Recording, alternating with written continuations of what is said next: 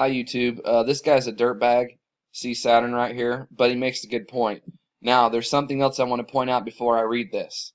Okay, just bear with me and listen to how many times, I'm not even going to read the whole thing.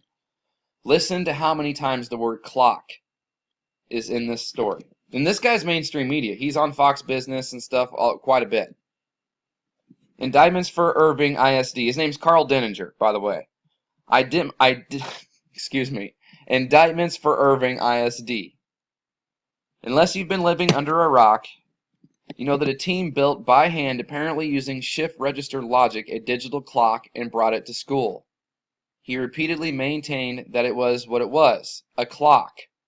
His science teacher looked at it, and it was in fact a clock. A clock is not a prohibited item or prohibited or dangerous item. Some of the teachers at the school later in the day had a hissy fit thinking it was a bomb. He explained again that it was a clock and apparently demonstrated that it was a clock and contained nothing but a clock. The school then called the cops who arrested the kid, and the school in addition suspended him for possessing a clock. Now, is this guy sarcastically just reiterating that it's a clock to make fun of these people, or is he hinting at something? Then the school doubled down and sent a letter to all the parents making mealy-mouthed excuses. Despite being aware that this device was a clock, having diligently questioning the kid and is maintaining that it was a clock, despite his science teacher finding that it was a clock, it appeared to be a clock. A clock is not a prohibited item. Many people wear them on their wrists, and there are typically clocks on the wall of every classroom. And this kid is apparently an engineering student and has been learning about digital technology. You know, the bits and pieces that go into a clock.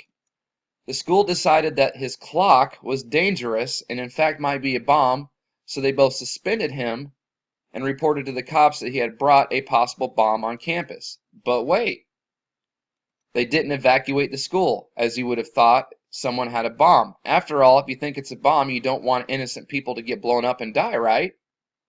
They didn't take the suspected bomb away from the student, so he couldn't set off said suspected bomb. They didn't call the bomb squad, like for instance you would if you thought there was a bomb so it could be defused. They did put him both and the device in an office, which isn't what you would do if you thought it was a bomb. Then they waited with him for the cops to show up, which of course you do if you think you're about to be blown up. Right. Aren't these some pretty good points right here? So are these guys just morons? Or is this story about time's running out or it's party time? I'll let you decide. Big thanks to my subscribers.